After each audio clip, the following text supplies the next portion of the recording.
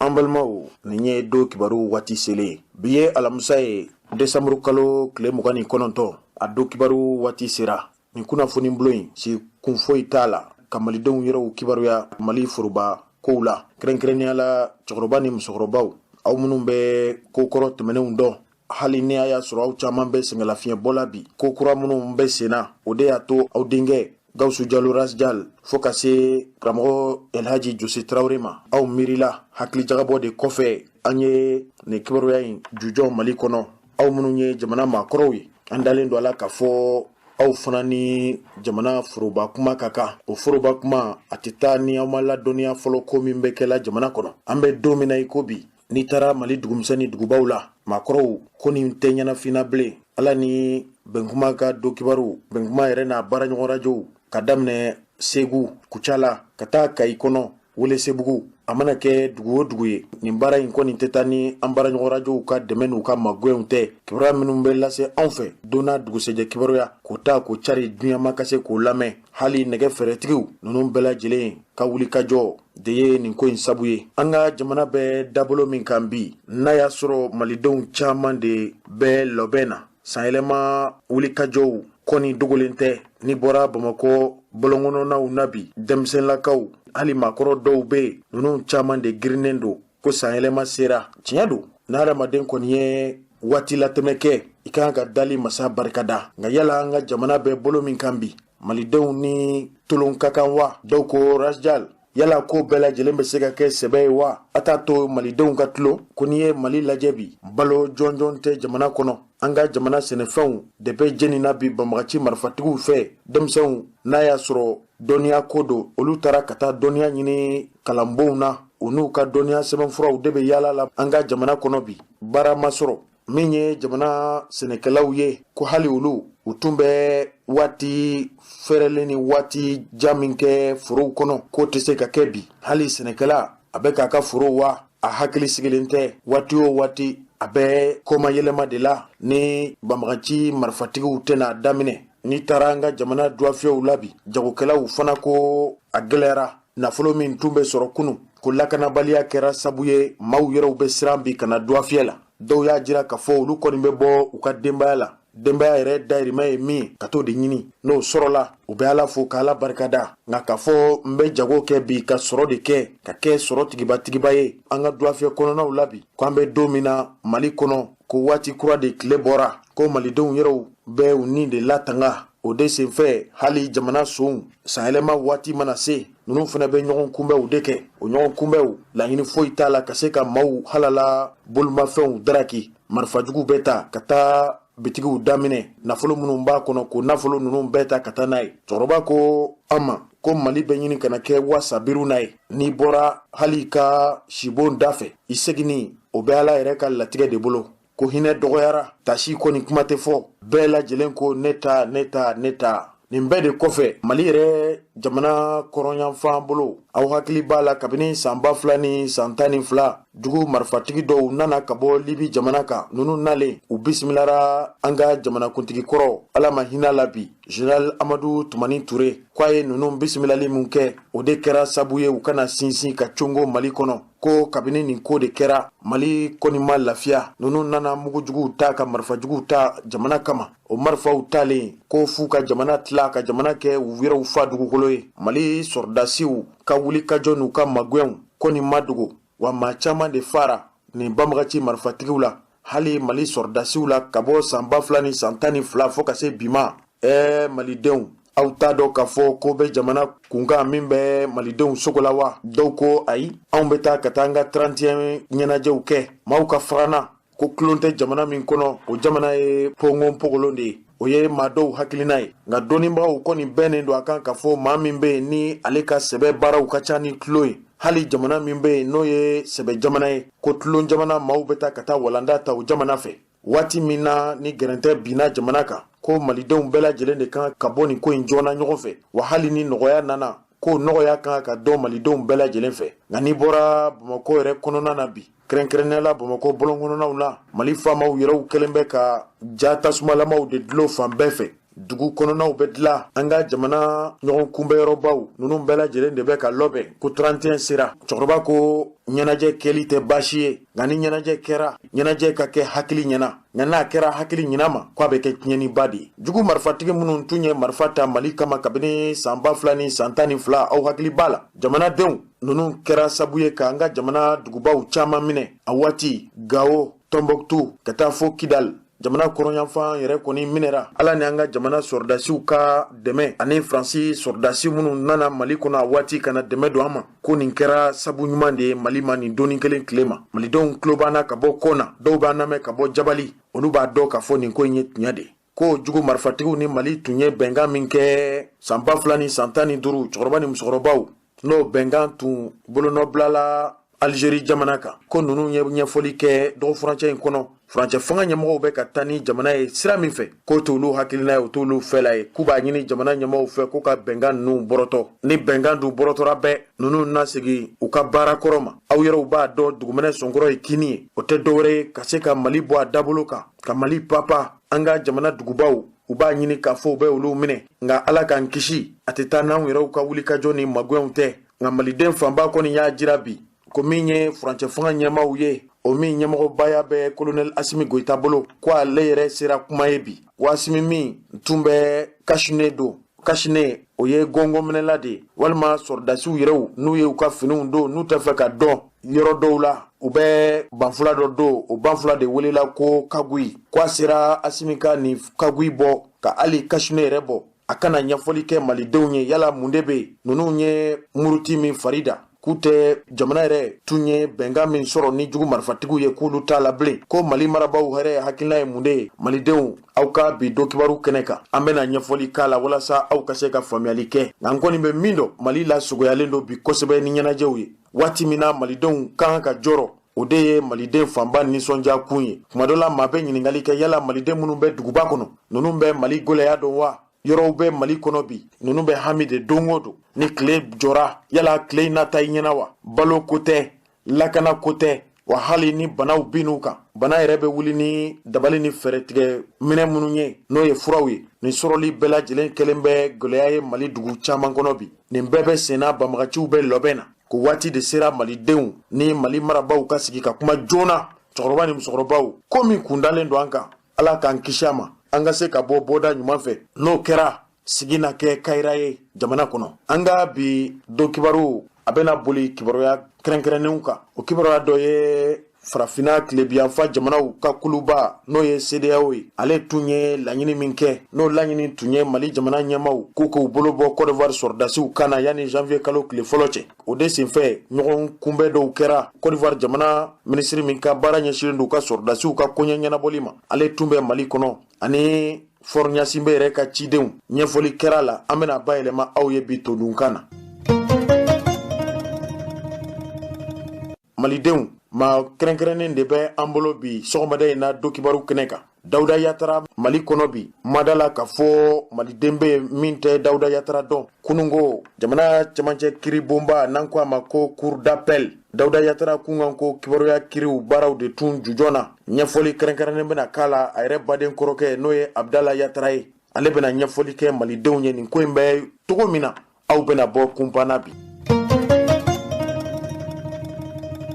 an ka kumabon kɛrɛnkɛrɛnnen minnu bɛ yen n'u bɛ lasew kɛ kɛrɛnkɛrɛnnenya kumabon minnu bɛ lasew kɛ ala sira kan n'u haminako ye diinɛ yɛrɛ o cɔngɔli ye jamana kɔnɔ ani diinɛ faamuyali o bɛ se ka kɛ ala tanu fɛn ye o radio sow de welela ko radio confessionnel ninnu ka baara de ye ka se ka diinɛ lase hali anw ka radio bɛnkuma a jirala ka fɔ alamusa tɛmɛnen anw fɛ yan o dɔgɔkun kelen ye bi ye ko alikuranɛ ɲɔgɔndanba de kɛra yan o alikuranɛ ɲɔgɔndan min kɛra maa kun fɔlɔ minnu yera nin baara la baara in yɛrɛ a jujɔna waati min na alisilamɛw nana ɲɛfɔli kɛ mun de kɛra sabu ye radio bɛnkuma a ka kɛ diinɛ radio ye aw minnu tun bɛ radio in lamɛn fɔlisenw caman tun bɛ k'a kan nka ko a taabolo yɛlɛmara bi an bɛ don min na i ko bi ka kɛ alisilamɛya yɛrɛ radio ye cɛkɔrɔba ni musokɔrɔbaw alikuranɛ kalan ɲɔgɔn dan min kɛra dɔgɔfurancɛ tɛmɛnen an bɛ n'o seereyaw lase aw ma bi o Côte d'Ivoire sɔrdasiw yɛrɛw ka koɲɛw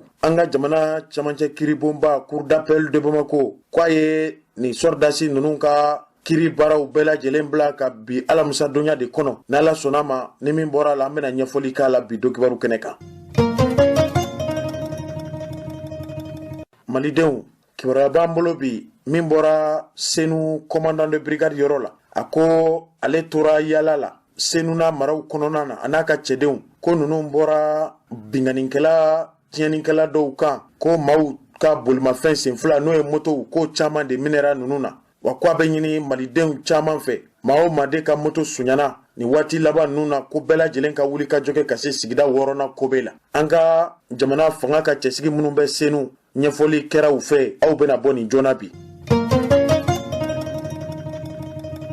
Nin de bɛna fara kibaruya caman kan min bɛna lase aw ma aw denkɛ Rasjal ani an baaraɲɔgɔn radio minnu bɛ Mali duguba ni dugumisɛnw kɔnɔ. Foyi tɛ aw ma basigi ni muɲu ka kibaruya jɛlenw ma kɔnɔ. Nin ye anw ka kibaru walan dayɛlɛlen a y'aw bisimila aw ka bi kunnafoniw kɛnɛ kan. Nin y'a mɛn an ka bi kibaruyaw bɛna jujɔ ni kunnafoni min ye a bɛ san 10 ɲɔgɔn bɔ bi. Maliden dɔw bɛ yen n'an ko a ma ko Yaya Sise. Yaya Sise ye Mali jamanaden ye a kɔni bɛ degun kɔnɔ bi Moritani jamana kan. Yaya Sise minɛra jo sariya tigi ni jo sariya matarafaba minnu bɛ Moritani ko a ye wulikajɔw kɛ maafa wale dɔ de kunkan. O maafa wale min fɔra ko o tigilama fara Moritani jamana kan. Yaya Sise somaw ɲiningalen u ko nin ma kofɔlen min fara ko a kɛra waati min na o y'a sɔrɔ Yaya Sise yɛrɛ bɛ Mali kɔnɔ yan. Ko a tɛ nin ko in joona nka min bɛ tali kɛ Moritani jamana ɲɛmaw yɛrɛw ka sɛgɛsɛgɛli ni dabali ni fɛɛrɛtigɛ walew la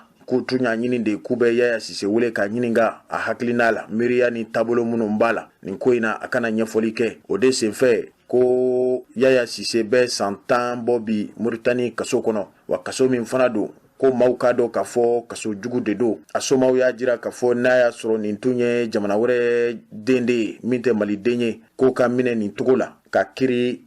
togo la min ma kɛ jɛlenya la ka tila ka a ɲangi k'a b'a si kaso de kɛ ka d'a kan k'a yera fali wale dɔ la Moritani jamana kan. Nin ko de kɛlen kabini Amadu Tumani Ture bɛ fanga la ko Mali jamana ɲɛmaw ladɔnniyara nin kibaruya la. U ma kala du ɲina don kelen ka bɛn ni nin ko in ye. Hali Mali lasigidenw dɔw tɛmɛna Moritani jamana kan olu fana ye an ka jamana ɲɛmaw ladɔnniya k'a jira k'a fɔ kiri min kɛra Yaya Sise kunkan ko kiri in tɛ kiri jɛlen ye. A bɛ komi segira walew kɛra nin kamalen na. A bɛ komi Moritani jamana faamaw kɔni y'u ka sew de boli nin kamalen kan k'a ka ɲɛnamaya don bɔgɔ la nin togo la. Ko ni a y'a sɔrɔ hali Mali jamana ɲɛmaw tun ŋaniya de ka ɲi ka ɲɛsin nin kamalen kofɔlen ma. Ko a ɲinina waati dɔ la ko ka Yaya Sise bɔ Moritani kaso la ka na bila Mali yɛrɛ kaso la n'an ko a ma ko extradition des prisonniers. N'a ma ɲɛ k'a fɔ Moritani ye Mali teri jamana ye ko hali Mali jamana ɲɛmaw ma o ko fana kɛ u kunkanko ye. Aw hakili b'a la waati min na farafina tilebiyanfan jamanaw yɛrɛw ka kuluba Communauté économique des États de l'Afrique de l'Ouest ale tun ye Mali ɲangi kalo 6 ɲɔgɔn na ko Moritani jamana y'a jira k'a fɔ Mali ale teri jamana ye wa Mali mana degun sɔrɔ k'olu bɛ wuli ka dabaliw ni fɛɛrɛw tigɛ ka Mali magwɛn ko n'a y'a sɔrɔ Mali ni Moritani jamana teriya siraw b'u ni ɲɔgɔn cɛ kanuɲɔgɔnya siraw b'u ni ɲɔgɔn cɛ hali ni Yaya Sise ma bila ka bɔ kaso la kaso min kɔni dira ma Moritani jamana kiritigɛbaw fɛ ko a b'a ka ɲɛnamaya bɛɛ lajɛlen kɛ kaso la an k'o de ma ko prison à perpétuité ma i ka don kaso la wa i kana bɔ bilen. Nin kuma in fɔlen ko nin ye Yaya Sise tɔɔrɔ nka ko a mana tigɛ da o da la ko ale dalen don a la don dɔ maa bɛna Ala ka dugukolo kan maa min bɛna nin ko in sɛgɛsɛgɛ tuɲa sira fɛ ka ko in tuɲa bange. A yɛrɛ ka sɔrɔnalidonbaw y'a jira k'a fɔ sɛgɛsɛgɛliw bɛɛ lajɛlen kɔfɛ ko maa min fara Yaya Sise tɛ nin ko in joona tilebi a tɛ nin ko in joona bani baba hali kɛɲɛka guleke la ko bin de kɛra nin kamalen kofɔlen kan walasa nin ko in ka se ka ɲɛdɔn k'u b'a ɲini Mali yɛrɛ furancɛ fanga ɲɛmɔgɔba Colonel Assimi Goïta a n'a baaraɲɔgɔn kɛrɛnkɛrɛnnenya la colonel minnu bɛ yen n'u ye fanga in paron n'olu bɛ furancɛ fanga in jeturaya la bi Mali kɔnɔ i n'a fɔ colonel Ismaël Wage Modibo Kone a n'a tɔw k'u ka wulikajɔ ni dabali ni fɛɛrɛw bɛɛ tigɛ walasa Maliden min bɛ Moritani kaso la bingani wale sira fɛ a ka se k'a yɛrɛ sɔrɔ ko nin n'a ɲɔgɔnna wale minnu bɛ ka kɛ Mali jamanadenw na duniya kɔnɔ bi waati de sera Mali jamana ɲɛmaaw ka wuli ka Malidenw yɛrɛw ka hakɛw matanga dunuya kɔnɔ ko ni a y'a sɔrɔ nin tun ye Faransi jamanaden dɔ de ye misali la walima nin tun ye lamɛrikɛn jamanaden dɔ de ye k'o minɛ nin togo la hali n'a nɔ b'a la ka kiiri tigɛ ka sɔrɔ kiiri bɛ kɛ waati min na a kɛra ka sɔrɔ Yaya Sise yɛrɛ tɛ nin ko in joona labɛnw tun ma sabati ka a ka ɲɛnamaya don bɔgɔ la k'a kɛra degunba de nka sɔrɔnalidonba minnu bɛ Yaya Sise bolo olu kɔni ko k'olu dalen don a la k'a fɔ ni Mali jamana ɲɛmaw ye nin ko in ta bɛɛ ka da u nin kan ko Yaya Sise kɔni bɛna bɔ nin kaso jugu in na min ye a somaw ye a kɔrɔkɛw dɔgɔkɛw hali a woloba ninnu ye ko bɛɛ lajɛlen de kɛ walasa nin kamalen kofɔlen hali n'a ma bila kiri ɲuman ka tigɛ walasa tunya ka se ka bange Mali yɛrɛ ɲɔgɔn kunbɛyɔrɔ dɔw bɛ lafiya sira fɛ an k'o ma ko Amadine restaurant Amadine ko Yaya Sise tun bɛ yen de u y'a minɛ fo bi ɲɛma sɔrɔ a ka ko la Yaya Sise yɛrɛ somaw an ka bi dokibaru kɛnɛ kan an ka wele seru ma ka Yaya Sise yɛrɛ somaw ɲininkara an fɛ u ye ɲɛfɔli kɛ nin ko in na yala nin kamalen kofɔlen bɛ kaso min na Moritani jamana kan n'a bɛ san 10 bɔ bi maliden don ko hali ni Mali jamana ɲɛmaw ma Yaya Sise dɛmɛ dɔwɛrɛ la u ka dɔn k'a fɔ maliden kɔni don n'a ye ko kɛ ko min n'a n'a si kaso ka kan a somaw y'a jira k'a fɔ olu tɛna wulikajɔ ni magwɛn ko la nka ko in kɛra cogo min na k'a bɛ san 10 bɔ bi komi nɔminɛlen bɛ Yaya Sise la ko ɲɛ jɔnjɔn ma sɔrɔ a la an ka fara ɲɔgɔn kan cɛkɔrɔba ni musokɔrɔbaw an ka bi dɔnkibaru kɛnɛ kan an ka Yaya Sise somaw lamɛn ni kamalen min bɛ degun ani lajaba bɛɛ lajɛlen kɔnɔ bi Moritani jamana kan a somaw nana ɲɛfɔli kɛ an ye welewelema dabila kunnafonidilaw ma barisa gɛlɛya dɔ bɛ Mali kɔ kan maliyɛn dɔ la n'a tɔgɔ Yaya Sise a minɛlen don k'a datugu kaso la kaso min ye fagali kaso ye k'a kɔnɔnana à mort k'a fɔ ko a ye mɔgɔ faga dɔ kɛ ka sɔrɔ a ma min kɛ mɔgɔ faga in y'a sɔrɔ Mali kɔnɔ preuve caman b'an bolo k'a yira k'a tun bɛ Mali kɔnɔ a ma kɛ k'a to yen nɔ donc an ka laɲini ni fɛn caman sen fɛ a yira na ko Mali autorités de kun karan kan Yaya ka preuve minɛ ka taa Mauritaniens nɔfɛ walasa u ka fɛɛrɛ kɛ ko in na Yaya ka jugement kɛra Mali autorités kun t'a kalama donc Mauritaniens y'a kɛ jugement min ka d'u ye k'a bâcler k'a condamner à mort donc anw ka laɲini ye bi maliyɛn degunnen don yɔrɔ yɔrɔ la an bɛ wuli ka dɛmɛ kɛ nka Yaya ko in fana la maliyɛn bɛɛ ka wuli walasa an ka Mali faamaw u ka Yaya ka preuve minɛ ka taa Mauritaniens fɛ procès in ka dayɛlɛ kura ye walasa Yaya ko in a ko tiɲɛ ka dɔn donc n'aw ko aw mago bɛ preuve la donc n ye o de fɔ aw ye ko in na an ye gafaw labɛn gafaw kɔnɔ a bɛ na fɛn caman ye anw ni avocat caman kumara ok Yaya n y'a fɔ aw ye cogoya min na maa nɔ ye ko ye cogo di passeport y'a yira ko bɛ kɛ don min na Yaya a kun tɛ Moritani kɔnɔ wa maa fana i sigiɲɔgɔnw de b'i dɔn an ni fɛn fɛn kumara Mauritaniens fara maliyɛn kan u bɛɛ y'a yira ko nin ko in Yaya nɔ tɛ se ka kɛ nin ye nka n y'a fɔ aw ye gɛlɛya ko dɔw bɛ Yaya ko la minnu ka dun kojugu Yaya kun bɛ ka place dɔ sɔrɔ hali Mali ɲɛmɔgɔ minnu bɛ Mauritanie u kun tɛ se k'a kɛ barisa Yaya ale kun bɛ wuli ka maliyɛn dɛmɛ ka bɔ a ka degun camanw kɔnɔ donc n ye fɛn caman fɔ aw ye bi n'a sɔrɔ Yaya a nɔ don a nɔ tɛ o mun n'a to Mali faamaw ma wuli ka ɲɛɲini kɛ a la lettre cira IBK ma a cira faama tila bɛɛ ma Sila yɛrɛ bɛ Yaya dɔn i n'a fɔ a tɛgɛ ci donc u si ma wuli mun na Tereta ninnu bɛɛ b'a dɔn u ma wuli mun kama papier wɛrɛ caman b'an bolo min b'a yira ko Yaya kun tɛ Mauritanie wa ko in ma a sɔrɔ yen yɛrɛ mun y'a to o papier ma lajɛ Mauritaniens ma si lajɛ donc an bɛ welewelemada min da o ye maliyɛn bɛɛ ka bɔ nin ye kɛlɛ de ye maliyɛnw ka kɛlɛ de don Yaya ko in dɔrɔn tɛ nin bɛna kɛ kɛlɛ min bɛna kɛ ɲɛtabila ye walasa maliyɛn kana degun tuguni fan wɛrɛ fɛ tuguni maliyɛn n'a datugunen don an bɛna wuli k'a bɛɛ ka kɛlɛ ɲɛɲini Mali kɔnɔ Mali kɔ kan walasa kiiri ka tigɛ ka ɲɛ Mauritanie u taara Yaya bila Birmogren bɛ fɔ Mauritanie cɛncɛn yanfan cɛncɛn dan de la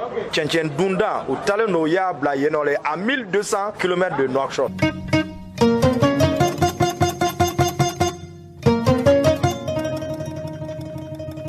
An balimaw aw hakili b'a la an ka jamana kɔnɔ mankanba de tun bɛ josariya tigilamaw ni kiri nɔbɔbaw yɛrɛw ni u ka maakɔrɔw ni ɲɔgɔn cɛ kɛrɛnkɛrɛnnenya la maakɔrɔ minnu bɛ sanfɛ kirisoba la o maakɔrɔw tun ye laɲini min kɛ k'u bɛ waati jolen ni waati kɛrɛnkɛrɛnnen di u yɛrɛw ma jamana foroba baara la sariya min taara anw fɛ Mali kɔnɔ kiritigɛla ani josariya tigilamaw ko n'u janfara bɛɛ jamana foroba kibaruyaw cɛkɔrɔli la k'u man ka san 65 kɔla sago ko nin cɛkɔrɔbaw tun y'a jira k'a fɔ san 5 ɲɔgɔn ka fara olu ka hakɛw kan walasa u ka se ka jamana baaraw kɛ kiritigɛla denmisɛnw minnu bɛ an ka jamana dugumakobew kɔnɔ a fɔlɔ o de welela ko tribunal des grandes instances fo ka se camancɛ kiri nɔbɔbaw ma cour d'appel ko ni jo sariya tigi minnu bɛ anw fɛ Mali kɔnɔ yan ninnu y'a jira k'a fɔ maakɔrɔ minnu bɛ cour suprême na k'u ye ni hakilina min ta k'u tɛ jɛn n'a ye bi u tɛ jɛn n'a ye sini a tun kɛra sabu yɛrɛ ye ninnu dimina ka baara bila Mali kɔnɔ fo ka se tile damadɔ ma.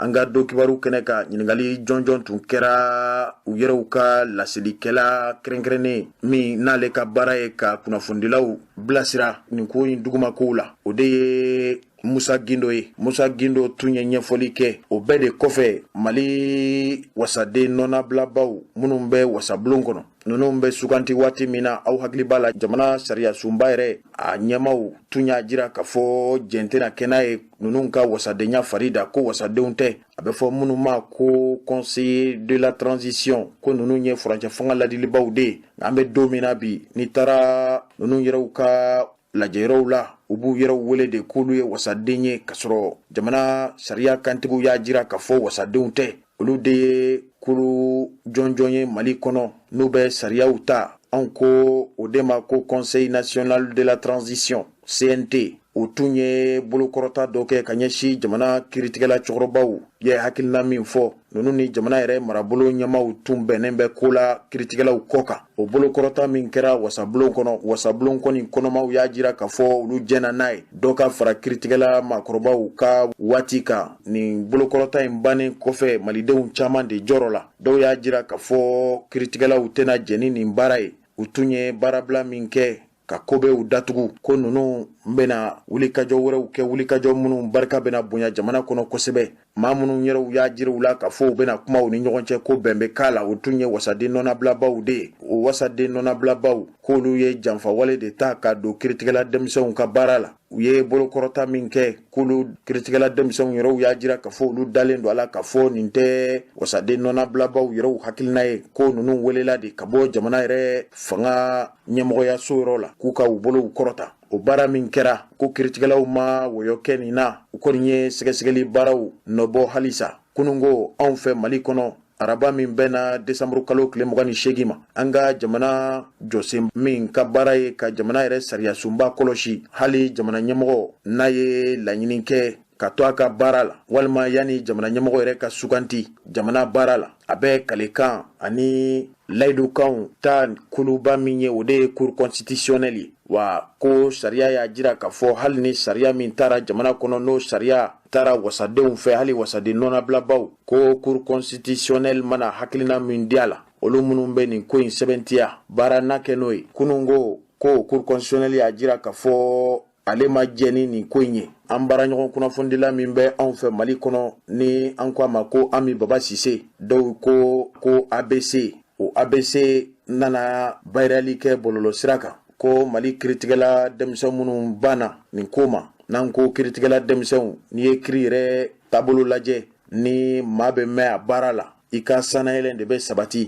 nka n'i y'a faamu k'a fɔ den tantanniw de don ayi kuma n'a kɔrɔ bɛ ɲɔgɔn na n'i ye waati jan kɛ kiri la waati o waati n'o tɛmɛn'i kan i bɛ kɛ maakɔrɔ de ye baara in na ninnu ye fɛɛrɛ ni dabaliw minnu tigɛ k'u ka fɛɛrɛw ni dabaliw minɛra cour constitutionnelle ale kɔni ye ɲɛfɔli kɛ o sɛbɛnfura tako fɔlɔ la cour constitutionnelle y'a jira k'a fɔ ale bɛ kalekan min kɛ a b'a kɛ jamanadenw de tɔgɔ la wa hali a bɛ sariya min tigɛ o sariya in a bɛ tigɛ fasodenw de tɔgɔ la la cour constitutionnelle rend la justice au nom du peuple malien ko n'i ye furancɛ fanga yɛrɛ a kalekan dɔw lajɛ vu la charte de la transition la loi numéro 2022-01 min taara février kalo tile 25 san 2022 ko y'a jira k'a fɔ furancɛ fanga bɛnkan sɛbɛn min jujɔna kabini baara in bɛ daminɛ waati min na an ko min ma ko charte de la transition ko yɛlɛma bɛ se ka don la o sariya wale in o kuma fɔra wa bɛn kɛrɛw kan cour constitutionnelle maaw y'a jira k'a fɔ u ka sɛbɛnfura tako filanan na ko vu la loi numéro 097-010 min taara février kalo tile 11 san 1997 ko nin de kɛra sabu ye furancɛ fanga ɲɛmaw tun ye hakilina min ta o hakilina ninnu ka se ka wuli ka bɔ yen ka jo di kiritigɛla denmisɛnw ma a mana tigɛ da o da la an kɔni bɛna ɲɛfɔli k'a la an dalen don a la k'a fɔ kiritigɛlaw yɛrɛw bɛna weleli kɛ kɛrɛnkɛrɛnnela kunnafonidilaw ɲɛfɔli kɛrɛnkɛrɛnnen bɛna kɛ nin ko la an bɛna ɲɛfɔli kɛ aw ye nin ko in kɔni tɛ ko bannen ye fɔlɔ cɛkɔrɔba ni musokɔrɔbaw an balimaw kunungo nege kanya tani duru wati Bamako marabolo min bɛ sigida 4 nan n'an ko a ma ko ACI 2000 ni ACI 2000 ni ye sɔrɔ tigibaw yɛrɛw jabala de ni yɔrɔ kofɔlen de la ko jamana yɛrɛ marabolo ɲɛmɔgɔba dɔgɔtɔrɔ Shogɛl Kokala Mayiga ko a tun bɛ kɛnɛ kan ni ma sɔrɔ dɔwɛrɛ fɛ cakɛ bondaso min bɛ an ka jamana kan ni damasurunyala u ko ma ko AGFO ko nunu bɛna jabala kura de sɔrɔ o jabala kura in a baaraw daminɛ baaraw de tun bɛ ka kɛ kunungo ACI 2000 kɔnɔ o AGFO yɛrɛ ni maaw t'a dɔn an k'o de ma ko agence de gestion du fonds d'accès universel ka se ka latangali kɛ sɔrɔ ani baaraw yakubayali la jamana kɔnɔ o cakɛ bondaso de ye AGFO ye nin ye kulu ye kulu min ni ye an ka jamana yɛrɛ marabaw ka wulikajɔw caman lajɛ u ni AGFO in bɛ baara kɛ ɲɔgɔn fɛ olu ka yɔrɔ kura kɛrɛnkɛrɛnnen min jɔli bɛna daminɛ dɔgɔtɔrɔ Shogɛl Kokala Mayiga kɔni ye nisɔndiya kumaw fɔ an ka fara ɲɔgɔn kan an ka lamɛn ale tun ye jamana furancɛ fanga ɲɛmɔgɔba ka ciden kɛrɛnkɛrɛnnen ye kɛnɛ kan dɔgɔtɔrɔ Shogɛl Kokala Mayiga ko di o kɔrɔfɔ dɔw filɛ n b'a fɛ ka daminɛ ni foli ye ka AGFO ɲɛmɔgɔw n'u ka baarakɛlaw bɛɛ fo a y'a dɔn président de la transition ko Mali kɔnɔ an bɛ fɛn daminɛ hadamaden la a bɛ ban hadamaden la nous sommes là transition bɛ yen population de kama o de kosɔn n bɛ AGFO ɲɛmɔgɔw fo parce que u ye ko dɔw kɛ a tɛ kɛ yɔrɔ bɛɛ la wari min bɛ bɔ opérateur fɛ Orange ani Malitel n b'a fɛ k'olu fana fo AMRT bɛ dogo mara k'a di AGFO ma AGFO ye min kɛ mama wari in ta ka siège jɔ u ye wari min bɛ don banque la a bɛ intérêt min générer u bɛ intérêt de ta ka siège kura jɔ pour que hadamadenw minnu bɛ baara kɛ AGFO la ka se ka a fɔ ko condition de travail u ka ɲi u tɛ mɔgɔ wɛrɛ lajɛ parce que AMRT bɛ siège b'a bolo donc AGFO fana ko k'u ka siège ka sɔrɔ directeur kun tɛ se ka fɛn wɛrɛ fɔ jango il a les moyens k'u fo ka directeur fo parce que ka miiri hadamadenw la ko i ka baara fɔlɔ-fɔlɔ c'est vrai c'est pour ka téléphone se yɔrɔ bɛɛ la mais k'a fɔ k'i ka baarakɛlaw fana ka se k'u yɛrɛ sɔrɔ ka baara kɛ o yɔrɔ la o ka ɲi n b'a fɛ ka directeur fo la ka conseil d'administration fana fo min y'a faamu ŋaniya min bɛ direction la an ka laɲini ye mun ye ka direction kura sɔrɔ direction ɲuman min bɛ se ka fɛn lajɛ min ka jan ka jamana jɔ ka ɲɛ a filanan a y'a dɔn acteur universel a ka baara ka ca mais tile fila in na an ye fɛn caman ye a bɛ tile fila bɔ ne y'u ye dugu kɔnɔ ministre dama dama kun bɛ yan u kun bɛ ka centre dɔ inaugurer n b'a dɔn ko baara caman b'olu fɛ u bɛ na min boloda k'u fo o la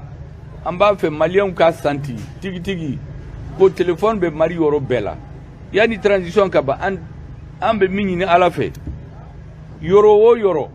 n'i ye maliyɛnw ɲini maliyɛnw si kana n'a fɔ ko téléphone t'ale bara olu ka baara de ye nin ye Sotelma ni Orange tɛ se ka taa yɔrɔ min na u ka baara ye ka taa o yɔrɔ la ka téléphone sigi a filanan comme an ka jamana bɛ kɛlɛ la AGFO ye min kɛ ko sadasu ani administration les douanes les impôts ani justice u bɛɛ ka se yɔrɔ kelen na ka centre ɲuman sigi ka ɲɛsin satellite ma o tuma sadasu b'a kɔlɔsi u ka communication kɛ u bɛ internet fana kɛ n b'o fɛ k'u fo o fana la k'u waleɲuman don a laban ye mun ye k'a fɔ maliyɛnw ye k'a fɔ AGFO ɲɛmɔgɔw n'u ka baarakɛlaw ye président de la transition ani gouvernement bɛ an hami ye mun ye transition bɛ ban don min na n'i ye maliyɛn ye yɔrɔ o yɔrɔ n'i ye ɲininkali k'a fɛ est ce que fanga in ka ɲi a k'a fɔ tiɲɛ yɛrɛ la u y'u seko kɛ pour que an ka jamana ka se ka jɔ an ka laɲini de o de ye Mali peuple ka se ka satisfaction sɔrɔ transition fɛ o de y'an ka laɲini ye hakili b'a la sali ala Mahamadu. an balimaw an ka jamana cakɛ bonda kɛrɛnkɛrɛnnen min sigilen don min fɛnjugu minɛli ma an k'o de ma ko l'office central des stupéfiants OCS kunafoni dila min ye nin fasiri Emile Jara ale y'a jira ka fɔ décembre kalo tile 25 tɛmɛnen ko droguba de minɛra ni cakɛbondaso in lakanabaw fɛ k'a bɛ taa jɔ fo gramu 182 ɲɔgɔn na cocaïne na min ye héroïne ko gramu 27 a bɛ fɔ min ma ko kayu o gramu 40 ɲɔgɔn minɛra tramadol ko o miligramu 225 ɲɔgɔn minɛra jamana lakanabaw fɛ min ye furakisɛ juguw ye mun bɛ maaw bɔ dabolo kan ko fana minɛra o bɛ taa jɔ fo furakisɛ 1650 ɲɔgɔn na kunnafoni di sɛbɛn min b'an bolo kɔrɔ bi ale ko nin bɛɛ de minɛra nin ɲɛnaminifɛn ninnu minɛra maa min na u ko ma ko Lasana Kuyate u b'ale de wele ko officier ko nin kɛra décembre kalo tile 25 a yɛrɛ jabala la Sangarebugukaw bara sigida gale kɔnɔ Bamakɔ yan ko a bɛ minɛ waati min na ani maa 6 ɲɔgɔn fana tun bɛ ɲɔgɔn fɛ fo ka se a yɛrɛ dɔgɔkɛ ma ani ɲɛnaminifɛnw feerebaw hali a yɛrɛ ka clients fana minɛra nin doni kelen tile ma ko maa minnu minɛra o dɔ ye Lasana Kuyate wa ko Lasana Kuyate min yɛrɛ ye nin ko in ɲɛma ye ko a kelen bɛ ka ninnu bɛɛ lajɛlen de ladon a yɛrɛ sibon kɔnɔ k'u ye tali min kɛ ka taa nin maa kofɔlen nɔfɛ u b'a fɔ min ma ko hashish k'u y'o gramu 50 fana sɔrɔ a sibon kɔnɔ ani ɲɛnaminifɛn min tɔgɔ ko couche ani chanvre indien ko motow yera nin maa kofɔlen in bolo ani dufa kɔnɔ nɛgɛjuruw fana yera a bolo a bɛ fɔ min ma ko des pistes banalisées nɛgɛjuru yɛrɛ tɛ se ka ci pisi minnu kɔ o bɛ di nɛgɛjuru sira tigilamaw de fɛ ni numérow bɛ kolonso ɲɔgɔn na ko pisiw caman yera a bolo fo ka se bolimafɛn sen 4 Toyota RAV4 kelen yera a bolo u ye nafolo min bɔ nin maa kofɔlen in kun a minɛ yɔrɔ la k'a bɛ taa jɔ fo sefa wari 4,400,000 ma wa ko moto minnu bɛ sa fɛ ko nin bɛɛ ye yurukuruku ko ninnu kɔfɛ a bɛ bolimafɛn minnu san wa hali sɛgɛsɛgɛli fana bɛ sen na ko nin moto ninnu dɔw yera papiye minnu b'a la kɛrɛnkɛrɛnnenya sannikɛ papiyew olu ye sɛbɛnfuraw ye minnu tɛ hali sɛbɛnfura ɲumanw ye a bɛ fɔ min ma ko faux facture k'u ye nin maa kofɔlen bololaminɛw jate k'o taara jɔ fo sefa wari 15,000,000 ɲɔgɔn na a mana tigɛ da o da la l'office central des spécifiants ninnu ka wulikajɔ n'u ka cɛsiri dogolen tɛ jamana kɔnɔ u bɛna bɔ ka dantigɛli kɛ kunnafonidilaw ye nin kun kan ko kibaruya kan ani nin ɲɔgɔnna walew la an ka jamana kɔnɔ yan.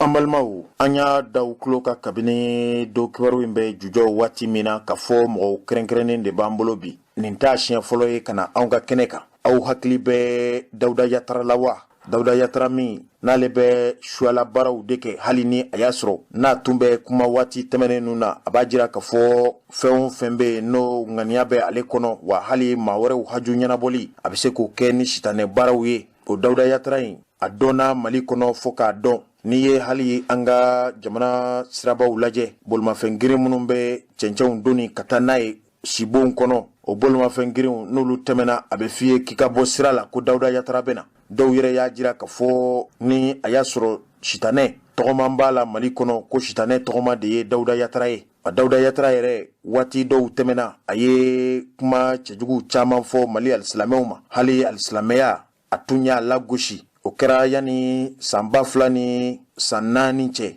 o Dawuda Yatara in nin t'a siɲɛ fɔlɔ ye ka fɔ jamana ɲɛmaw ani jamana lakanabaw hali sɛgɛsɛgɛlibaw jo sariya tigilamaw u bɛ Dawuda Yatara minɛ ka don kaso la a tun ye kaso fɔlɔ min kɛ a jirala ka fɔ maa dɔ de fara Bamakɔ yɛrɛ babili kɛrɛfɛ aw caman ye nin kuma in mɛn Dawuda Yatara n'a jɛɲɔgɔnw ani maa wɛrɛw ninnu caman de nɔ minɛra o de senfɛ Dawuda Yatara ye san 5 de kɛ Bamakɔ kasobonba la a tun bɛ waati min na Bamakɔ yɛrɛ kasobonba a ɲɛmɔgɔya tun bɛ maa min bolo o de ye Mamuru ye a jirala na k'a fɔ Mamuru yɛrɛ bɛ yɔrɔ min na bi k'a bɛ sɛngɛlafiɲɛbɔla Samayakaw bara a nɔna bilala ni maa min ye o de ye Adama Agindo ye kasobonba registre an balimaw nin bɛɛ de kɔfɛ Dawuda Yatara min tun ye kuma gɛlɛnw fɔ Mali alisilamɛw ma o Dawuda Yatara ko a nana nimisa farida o nimisa fari dalen min kɛra fɛ a taara fo ka se Mali alisilamɛ kulu ɲɛmɔgɔw ma ka taa yafa deliw fɛ a kɛra ale Dawuda Yatara ye fo ka se a somaw ma ninnu bɛɛ lajɛlen ye taama ni wulikajɔ ni magwɛnw kɛ ko a bɛ kuma in fɔ waati min na a tun bɛ maaw de ɲini maa minnu bɛ na u ka hajuw ɲɛnabɔ a bara o de kɛra sabu ye Dawuda Yatara tun bɛ dajuguya walew fɔ Mali alisilamɛw ma ni ko i b'a faamu cɛkɔrɔba ni musokɔrɔbaw a tun bɛ marché ɲini de la wa a tun bɛ jama ɲini de la kuma minnu tun bɛ bɔ a da a kɛwale t'a la wa fɛrɛ n'a daluya t'a la ka bɔ ka Mali alisilamɛw buruja ko nin kɛra waati tɛmɛnenw na. Nin bɛɛ de kɔfɛ Dawuda Yatara nana san 5 kɛ kaso la. A bilalen ko Dawuda Yatara yɛrɛ nana fari kura da min ye hali donsongɔni o min bɛ kɛ sabu ye ka somaw k'u dusu lami k'u bila kojugu la. Ko Dawuda Yatara mata nin kɛnɛ kelen ka kabini a bilala ka bɔ Bamakɔ kasobonba la. Wa min ye hali sitanɛ baaraw ye ko fo ka se Dawuda Yatara minɛ don ma a bɛ kaso min na bi k'a y'i sen bɔ nin bɛɛ lajɛlen na. Dawuda Yatara kɔni tun b'a ka so k'a bɛ baganmaraw de la. A kɛra misiw ye, sagaw ani baw ko nin caman de tun b'a bolo. Wa Dawuda Yatara yɛrɛ baara wɛrɛ tun t'a la baganmara kɔ. Nimisaw caman de nana la. Wa kunnafonidi sɛbɛn y'a jira k'a fɔ ni a y'a sɔrɔ Dawuda Yatara tun ma minɛ ka don kaso la ko ale dalen tun b'a la k'a fɔ an bɛ don min na i ko bi tun b'a sɔrɔ Dawuda Yatara yɛrɛ tubira. Wa tubi dama tɛ hali alisilamɛ diinɛ o dɛmɛli a n'o ma tangali a jugu ma ko Dawuda Yatara tun bɛna kɛ nin jeturaba dɔ ye. Nin ye kunnafonidi sɛbɛn fasiriba ka kuma ɲɛfɔli ye. A ye misali ta hali Farabana Mustafu Jalo. O Farabana Mustafu Jalo min tun bɛ sitanɛ baara walew kɛ. An bɛ don min na bi a dogolen tɛ mɔgɔ la bi Farabana Mustafu Jalo ni anw yɛrɛw k'a ma ko le prince de Farabana. Ale ye tobili min kɛra ka segin Ala ka diinɛ ma ka segin kuranɛ ma. Ko Farabana Mustafu Jalo fana bɛ misiriba de jɔ la bi Farabanakaw bara. Hali siraw walasa maaw ka tani ka segin ka se ka nɔgɔya i n'a fɔ Mali yɛrɛ sariya sunba y'a jira cogo min na. La liberté d'aller et retour est garantie dans la constitution du Mali. Ko Mustafu Jalo bɛ Farabana bi a bɛ baara min na o baara ninnu fana dogolen tɛ mɔgɔ la. Sirabaw bɛ ka dilan fɛ a bɛ ka hali jitɛmɛsiraw dilan ka taa fɔ a yɛrɛ ka sibon na. Farabana Mustafu kɔni kɛra maa ye bi Farabana ko n'ale fana ye duwawu k'i ye a ka ca Ala fɛ o duwawu ninnu na minɛ ka da ka tubi min fɔra fɛ ko tubi ma kɛ filankafoya la dɛ. Ko maa bɛ se k'a fɔ ko a ma tubi maa minnu yɔrɔ ka jan la nka ko ani maa minnu bɛ ɲɔgɔn kan waati o waati k'olu bɛ Farabana Mustafu dɔn ko a kɛra alisilamɛ lakika de ye wa a kɛra silamɛ jolen de ye. A ko ni Ala ye Mustafu Jalo bɛ misiri min jɔ la bi a jɔli forili waatiw jira na ko Mali alisilamɛ ɲɛmaw caman bɛna taa nin kɛnɛ kan. Farabana an balimaw o Dawuda Yatara min ni an tun b'a ka kuma la n'an da sera hali Mustafu Jalo ma. Dawuda Yatara de minɛra a bɛ san 2 ɲɔgɔn bɔ. Nin bɛna kɛ a minɛ ko 2nan de ye Mali lakana tigilamaw fɛ ko faliwale dɔ de kɛra Kati tomini kɔrɔ. Denmisɛn dɔw minɛra Kati polisiw ka dagaba fɔlɔ o polisiw fɛ o sɛgɛsɛgɛliw de daminɛlen ko denmisɛn dɔ y'a jira k'a fɔ maa min fara Kati kulu b'a joona ko maa wɛrɛ m'olu bila fali la ko Dawuda Yatara de y'olu bila fali la. O kɛra sabu ye premier arrondissement min bɛ Kati kɔnɔ ni a commissariat a dangan min tun bɛ nɔnabilala ye an ko a ma ko Yuba Jara. O Yuba Jara fana min ye tun ye Kati commissaire adjoint aw hakili b'a la ale min nana Dawuda Yatara minɛ fo a sibonna Sebenikɔrɔ postu kɛrɛfɛ ko o Yuba Jara in kunnafoni di sɛbɛn y'a jira k'a fɔ o Yuba Jara min tun bɛ Kati premier arrondissement commissaire adjoint ya jɔyɔrɔ la ko Yuba Jara in fana tun bɛ Bamakɔ kasobonba la a tun fana tun nɔminɛlen don k'a ye walejuguba de kɛ jamana kɔnɔ nka waati min na Asimi Goita n'a nɔfɛmaw ninnu farala jamanadenw kan ka Elhaji Ibrahim Boubacar Keita ka fanga bɔjɔ utukalo tile 18 san 2000 ni san 20 ko fanganparo min kɛra o de senfɛ sɔrdasi minnu bɔra Kati n'u yɛrɛw y'u ka kulu kɛrɛnkɛrɛnnenw dilan n'an ko a ma ko Comité national pour le salut du peuple CNSP ko sɔrdasiw ka nin kulu kɛrɛnkɛrɛnnen min ye fanga in paro ninnu taara Bamakɔ kasobonba la ka taa Yuba Jara labɔ ka sɔrɔ kiri ani josariya tigilamaw ka laɲini tɛ. O Yuba Jara bɔra kasobonba de la o hukumu kɔnɔna na ka taa Kati a tun bɛ commissaire ka danganjɔyɔrɔ de la nka commissaire min tun bɛ ale bilali min kɛra ka taa yɔrɔ wɛrɛ ko o hukumu de kɔnɔ Yuba Jara nana Dawuda Yatara minɛ. Kunnafonidila y'a jira k'a fɔ Dawuda Yatara yɛrɛ ni Yuba Jara ko ɲininkali bɛ kɛ yala kasoladen min bɔra kaso la ni kiiritigɛlaw ka yamaruya tɛ mandat de dépôt min tun b'a kan o mandat de dépôt ma wuli o ka taa maa minɛ ka t'o don kaso la ko nin tɛ son kulelen fɛntigi la wa ko kabini nin donni kelen tile ma ko Dawuda Yatara ko nin bɛ nin janfa wale de bolo ko sɛgɛsɛgɛliw kɛra Kati tribunal n'an ko ma ko tribunal de première instance de Kati ko ɲininkaliw ni sɛgɛsɛgɛliw kɛra Dawuda Yatara la ani hali maa minnu nɔminɛra nɔfɛ ani a nɔminɛra ka fara maa minnu kan minnu y'a jira k'a fɔ Dawuda Yatara de y'u bila ko la ko sɛgɛsɛgɛliw kɛra fo ka se bi ma ko seereya jɔnjɔn ma ye k'a jira k'a fɔ Dawuda Yatara ye maa bila ka maa faa wa minnu yɛrɛw ye Dawuda Yatara ko fɔ n'u ye Dawuda Yatara minɛ ka taa datugu Kati kasobonba la a bɛ san 2 bɔ bi Dawuda Yatara bɛ nin kaso jugu in de la an balimaw nin ko in taara hali camancɛ kiri la Dawuda Yatara yɛrɛ ka surunalidonbaw i n'a fɔ Maître Boubacar Soumare n'a tɔw ninnu ye kiriw caman kɛ ko kibaruya laban minnu bɔra a la Dawuda Yatara yɛrɛ a baden dɔ bɛ an bolokɔrɔ ya bi do kibaru kɛnɛ kan ale y'an ka maa welelen ye an bɛna kuma d'a ma a bɛna ɲɛfɔli kɛ aw ye cɛkɔrɔba ni musokɔrɔbaw hali ni a y'a sɔrɔ Dawuda Yatara kɔni tun man ɲi nka a bɛ komi a bɛ nin kaso min na nin ye janfa kaso de ye a bɛ san 2 bɔ bi Dawuda Yatara kɔni bɛ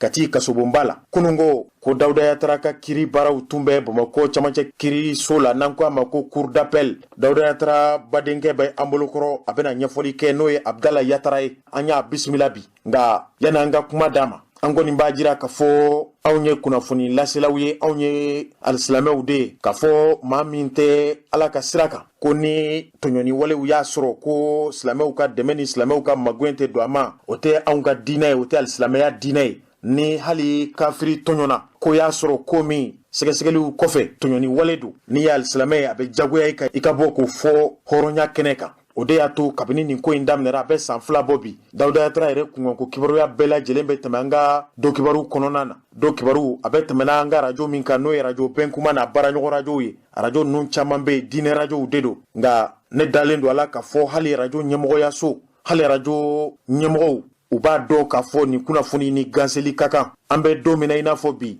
san 2 kɔfɛ Dawuda Yatara taara kiribɔ o kiribonna a bɛ labila k'a ka taa ka denbaya la nka min ye kiri matarafaba ni ko bɛ yɛrɛ ɲɛmɔgɔyaso kalifalen don maa min na an k'o de ma ko procureur de b'a jira k'a fɔ waati o waati k'a ma jɛn n'a ye nka min ye kiritigɛla minnu kɔni bɛ bila ka sɛgɛsɛgɛli kɛ n'o ye juge d'instruction ye a kɛra Kati tribunal la o a kɛra hali yɔrɔ wɛrɛw la ninnu y'a jira k'a fɔ Dawuda Yatara nɔminɛli min kɛra ko olu ka sɛgɛsɛgɛli bɛɛ de y'a jira k'a fɔ Dawuda Yatara nɔ tɛ nin ko la u yɛrɛw tun ye sɛbɛn gafe d'a ma n'o ye non-lieu ye k'a ka taa ka denbaya la nka sariya sira fɛ hali ni kiritigɛlaw y'i bila k'i ka taa ni procureur ma jɛn n'a ye i bɛ to kaso la yanni sɛgɛsɛgɛli ka k'a la a b'o ko de bolo nka kunungo Dawuda Yatara kunkanko kibaruya o de tun bɛ ka fɔ Bamakɔ cour d'appel la Abdala Watara b'an bolokɔrɔ bi an bɛna bisimila malidenw an tɛ lamɛnli kɛ wa ka d'a kan nin ko in a bɛ komi ko wɛrɛ bɛ nin ko la a bɛ komi ɲɛdɔnni jɔnjɔn kɛra a la Abdala Watara i bisimila an y'i wele bi malidenw tulo b'i la Mali kɔnɔ Mali kɔ kan e ye Dawuda Yatara baden kɔrɔkɛ de ye hali ni a y'a sɔrɔ i yɛrɛ y'a jira ko ni a y'a sɔrɔ Dawuda Yatara tun ye ko de kɛ ko min n'a jo t'a la k'i tɛna i sen don a la nka i n'ale min filɛ Bamakɔkaw b'i lamɛn malidenw b'i lamɛn nin ko in kɛra cogo di kunun aw minnu tun bɛ cour d'appel la a ko kɛra cogo di kiriko in yɛrɛ bɛ bunakun jumɛn de kan malidenw tulo b'i la i bisimila an ka kɛnɛ kan. Ne tɔgɔ ye Abdala Yatara. Abdala Yatara an kɔni y'i wele bi i ka nali diyara n ye Dawuda Yatara ye mun de ye. Dawuda Yatara ni dɔgɔnin de ye fa kelen ba kelen dɔgɔnin de ye mɔgɔ 2 de bɛ n'a cɛ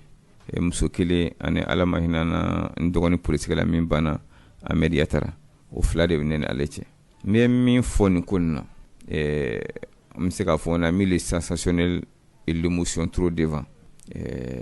kuma ye jumɛn ye fɔlɔ min kɛmɛ ka mɔgɔ esprit choqué c'est ka fɔlɔ mɔgɔ ye ko Dawuda bɛ mɔgɔ pièce feere trafic d'organes humains k'a bɛ mɔgɔ joli fana feere a b'o o fana ɲini ka na n'o ka baaraw ko la trafic de sang humain bɛ mɔgɔw la dɔnniya fɔlɔ k'a fɔ ɲangini min talen no ka Dawuda sɛgɛrɛ trafic de sang humain t'a la trafic d'organes humains t'a la ɲangini 4 de talen no ka sɛgɛrɛ a fɔlɔ ye jumɛn ye ko assassinat 2 tentative d'assassinat 3 détention illégale d'armes 4 ko coup et blessure volontaire o ni 3 de sɛbɛn mandat kan ka taa bila Kati kasobonba la donc mɔgɔ k'a faamuya k'a fɔ mɔgɔ joliko min fɔra ani mɔgɔ pièce ko min fɔra o tɛ mandat kan ni 4 min fɔ de b'o papier kɔnɔ assassinat tentative d'assassinat coup et blessure volontaire et détention illégale d'armes o 4 de b'a kɔnɔ mais o 4 min fɔra sisan n kɔrɔ Abdala walima n fa Abdala i jɛnen don n'o ye yan Dawuda i bɛ se ka mun fɔ an y'o 4 na RS Ala ye mɔgɔ hakili di mɔgɔ fana ma i ka miiri ne filɛ dans tout ce qui me concerne moi je mets d'abord le bon sens devant après me sɔrɔ ka analyser n bɛ fɛn kelen dɔrɔn de fɔ mɔgɔ k'o dɔn depuis Dawuda bilara 2010 ka na se bi la an ma deli ka taa donso tulonkɛyɔrɔ la an ma deli ka taa soma tulonkɛyɔrɔ la donso ngɔnɔfɔlaw bɛ yen soma ngɔnɔfɔlaw bɛ yen o b'o wele k'o ɲininka 2010 ni bi cɛ an ma deli ka taa c'est pour vous dire que bon sens yɔrɔ min ye a b'a fɛ k'i sen bɔ nin ko nin na dɔɔni dɔɔni bon sens filanan ye min ye moi qui me concerne ne yɛrɛ kɛ ko tan ni Dawuda ka ɲɔgɔn ye a bɛ bagan mara de kɛ sisan kosɛbɛ Ala y'o don a kuntɛrɛ la o ɲɛlen don a bolo a yɛrɛ b'a fɔ ne kuma bɛɛ grand frère an ka baara in tɛ baara laban ta ye n'an m'an wasa don na mɔgɔ tɛ sini kɛ cogo dɔn n bɛ dan kɔrɔ dɔrɔn ma a bɛ komi kunun Dawuda Yatara mɔgɔw tun bɛ Dawuda Yatara min dɔn yanni san 2000 ni san 5 cɛ 2005 a minɛli min kɛra hali n'a y'a sɔrɔ an tɛ yan o kɛnɛ kan o ye ko wɛrɛ ye an bɛ yan ko wɛrɛ de kan Dawuda Yatara kunun Dawuda Yatara tɛ dɛ o tɛ n bɛ mɔgɔ arasiro la a ye ko caman dabila a bɔlen ko an y'an sigi ka kuma sokɔnɔ an y'an sigi ka kuma fɛ somɔgɔw kumana fɛ fɛn caman fɔra Dawuda ye o de y'a kɛ n ko 2010 ni bi cɛ donso ngoni fɔla soma ngoni fɔla si t'a fɔ k'i Dawuda ye kɛnɛ dɔ la a tɛ yen a tɛ taa hali donso fɔlaw ka yɔrɔ la a tɛ taa yɔrɔ si a ba ka so a ka bɔ sufɛla fana fɛ siɲɛ 3 2010 ni bi cɛ a ka bɔ sufɛla la siɲɛ 3 fɔlɔ yɛrɛ fila tɔ n t'o kun dɔn mais fɔlɔ n bɛ se ka min fɔ fɔlɔ ye ne yɛrɛ ye parce que ne yɛrɛ kun mɔgɔ gɛlɛnba b'a la n ko f'a ka bɔ so ka na n fɛ yen san 11 Dawuda Yatara bɔra sufɛ siɲɛ 3 donc sufɛ a tɛ bɔ donc pour que ka na an ka sujet yɛrɛ kan mɔgɔ 4 de accusé len don Dawuda Yatara a fɔra mun na ko a fɔra ko tentative d'assassinat dɔ kɛra o y'a se ka dɔ kantigɛ o ma ɲɛ u bolo o tigi échappera o taara o tigi minɛ mais min fɔ le principal accusé comment a été formel a ko ale fa de sera ka taa n'a ye polisi la polisiw yɛrɛ ma taa ale minɛ ale n'a baden dɔgɔkɛ de tun bɛ ɲɔgɔn na ko dɔ la sokɔnɔ ko don murula fara bɔra la a bɛ komi an ka kɛ mɔgɔ minɛlenw min yɛrɛ ye ko yɛrɛ kunkolo ye o de ye koma ye o minɛra cogo min na i bɛ k'o de ɲɛfɔ n bala k'o de ɲɛfɔ la a n'a baden dɔgɔkɛ de u taara n'a ye polisi la o taara muru fara bɔra la tile 1 tile 2 mankan ta la ka banna il paraît que polisiw yɛrɛ kun nana fa ko polisiw ma ko ka taa ko sokɔnɔ ko don ko yɛrɛ bi b'a la mais tile 2 tile 3 mankan ma ban cɛni fa yɛrɛ de filɛ ne k'a ta ka taa n'a ye polisi la comme Kati il paraît qu'il y a des traditions que ni denmisɛnnin kɛɲɛra kojugu n'a ye mɔgɔw kɛɲɛ bangebaaw kɛɲɛ kuma dɔ u bɛ taa n'u kan yɛrɛ kɔnɔna na ka t'o di sɔrɔsiw ma k'o redresser k'o tilen il paraît que a bɛ kɛ n y'a kuma de mɛn n ma deli k'a ye mais n y'a kuma mɛn il paraît que a bɛ kɛ Kati mais ni kun taara n'a ye yanni ka taa n'a ye polisi la o ye nɔ k'a taara n'a ye kan de kɔnɔ polisiw de fɔ an ye ko o k'a filɛ k'u hakili to a la u ka corriger a ka manamana ko dabila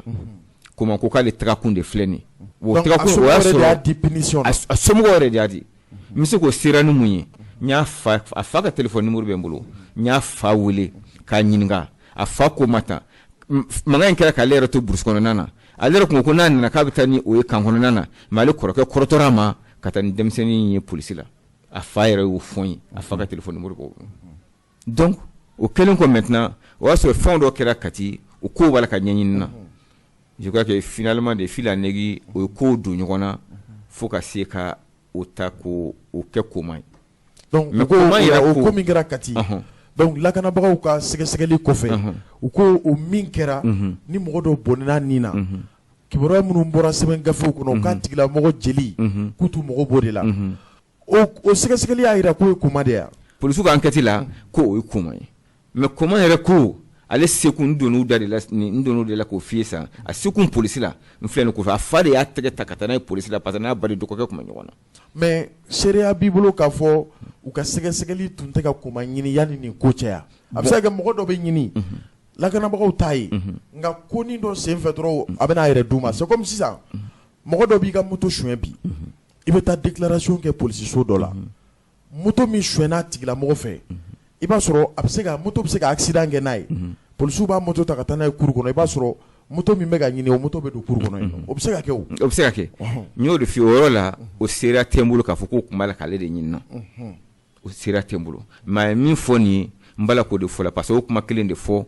polisi la a seginna ka t'o kuma kelen de fɔ procureur ye a seginna ka t'o kuma kelen de fɔ juge d'instruction donc a yɛrɛ y'a jira k'a fɔ pression kɛra a kan pour que a bɛ se ka nin ko in kɛ cogo parce que Dawuda ka téléphone numéro de yera kun mais ale fana tun bɛ taa Dawuda fɛ yen o fana tɛ ko dogolen a bɛ taa Dawuda fɛ yen mɔgɔ caman tɛ Dawuda fɛ yen donc kuma b'a jira k'a fɔ kuma min minɛra fɔlɔ n'a fa yɛrɛ taara n'a ye polisiso la ka fa n'a dɔgɔkɛ kɛlɛ la kuma ni Dawuda bɛ ɲɔgɔn dɔn kuma ni Dawuda bɛ ɲɔgɔn dɔn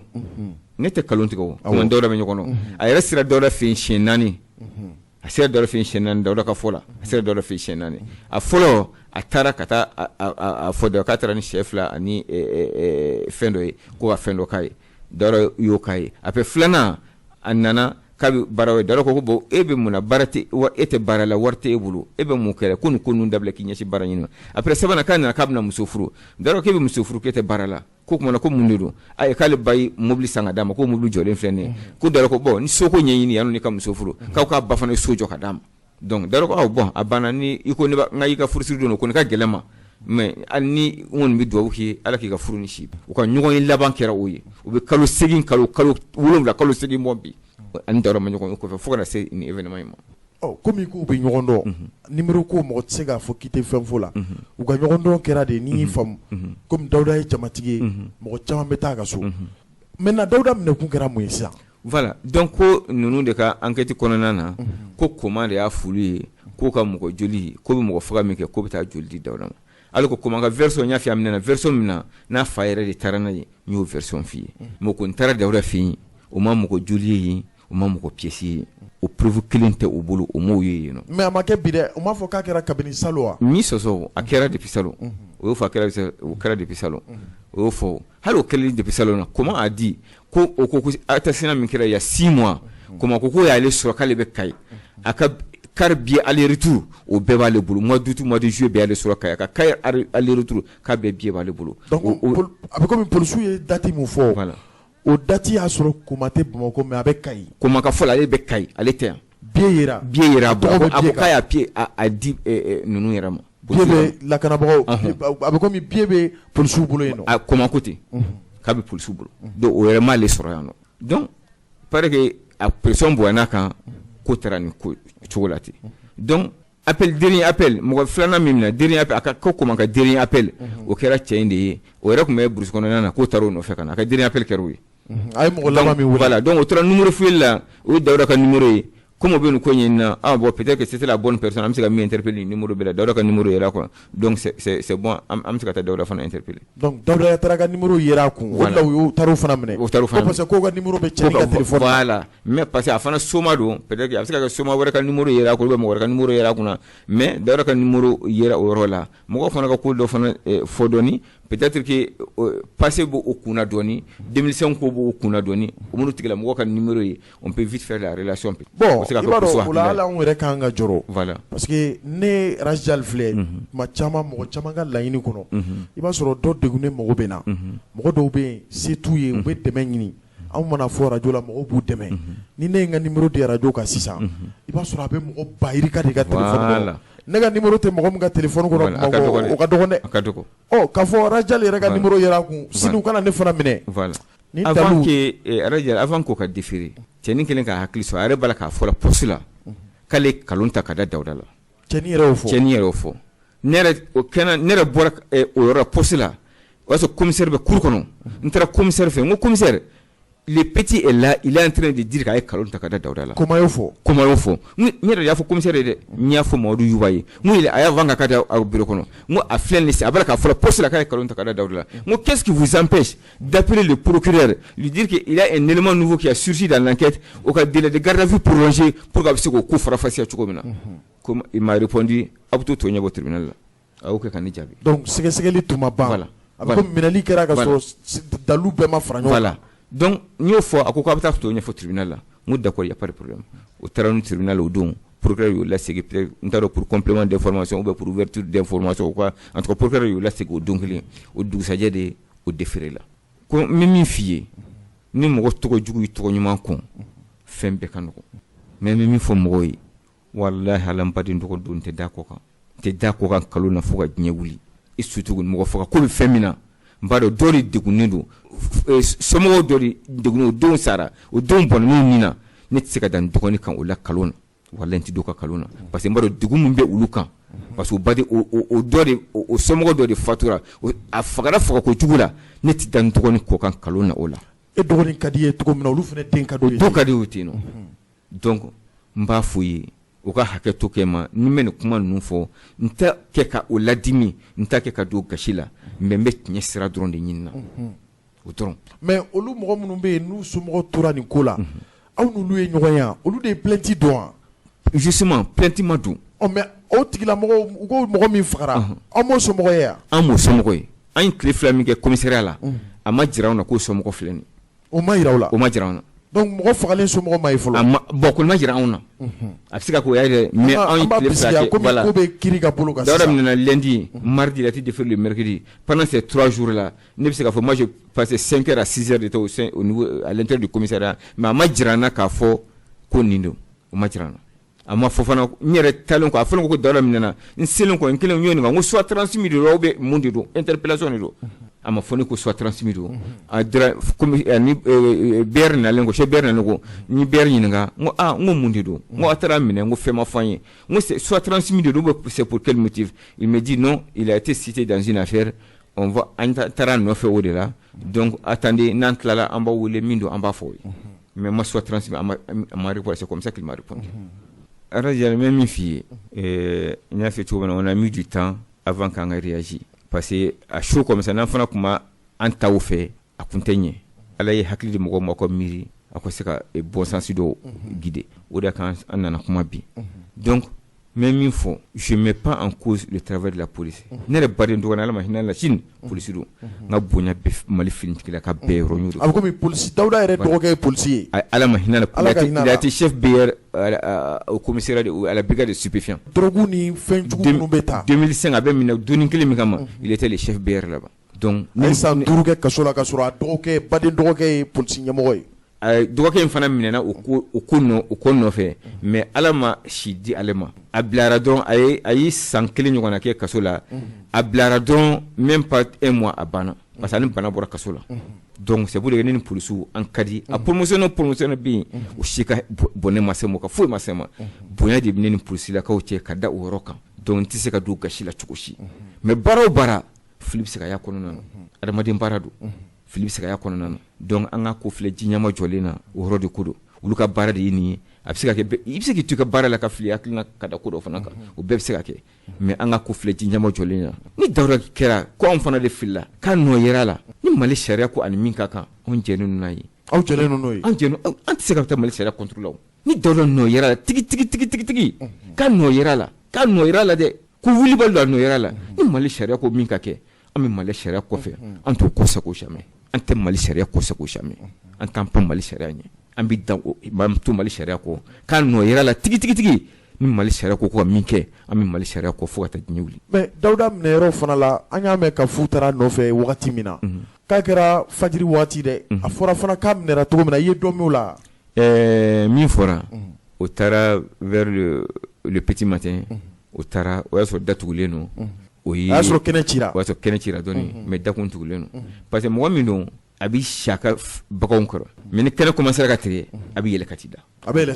sanfɛ ka t'i da mais a bɛ su bɛɛ ban pratiquement a bɛ da su daminɛ mais ni mɔgɔ commencera ka don minute kan ni mɔgɔ commencera ka don ale fana bɛ bɔ ka na ka baganw kɔlɔsi donc ni kɛnɛ fana commencera ka tigɛ a fana bɛ yɛlɛ ka t'i da k'i reposer donc o kɔnɔna de la ninnu nana avec un arsenal impressionnant o nana donc o nana ne yɛrɛ tɔgɔma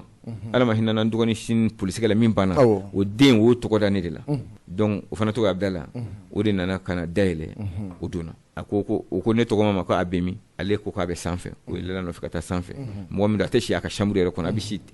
terrasse kana na donc o taara sɔrɔ sange kɔrɔ a kɛra o cogo la ten nɔ résistance kelen ma y'a la a ma mankan kɛ résistance kelen mɔgɔ ma mankan k'a nɔfɛ mɔgɔ ma mankan k'a nɔfɛ mɔgɔ wɛrɛ ma famille na yen nɔ mɔgɔ wɛrɛ ma minɛ yan ayi mɔgɔ si ma minɛ ale minɛra. kelen de minɛna mɔgɔ si ma minɛ famille la a kelen de minɛna o y'a minɛ ten pare ka taa n'a ye ne yɛrɛ sera o ɲɛ kati peut-être embouteillage y'o ta dɔɔni mais dès que moi j'ai eu la nouvelle n taara madame bila baarakɛyɔrɔ la n ye to madame bila baarakɛyɔrɔ la n yɛrɛ ye n tilen ka taa kati commissariat la n taara a ka mobili jɔlen sɔrɔ yen il paraît que commissaire yɛrɛ de y'a ka mobili boli o tuma Daouda ka mobili min bɔra an tun y'a mɛn fana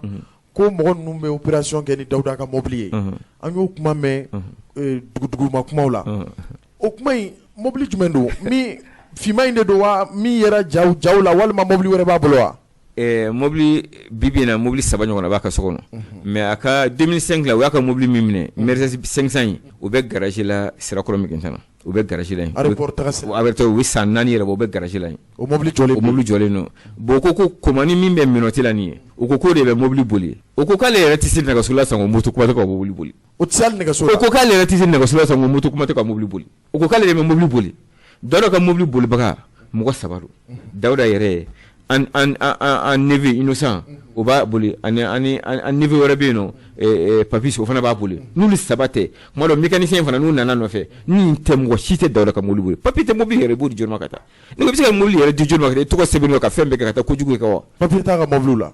mɔgɔ min a ka mobili ninnu n bɛ se ka fɔ ma dédouaner parce que i tɛ plaqué a la mais i b'a yɛrɛ tɔgɔ sɛbɛnnen a kan Dawuda Yatara n'a tɛmɛna dɔrɔn i b'a ye donc commissaire yɛrɛ taara mobili minɛ commissaire adjoint yɛrɛ de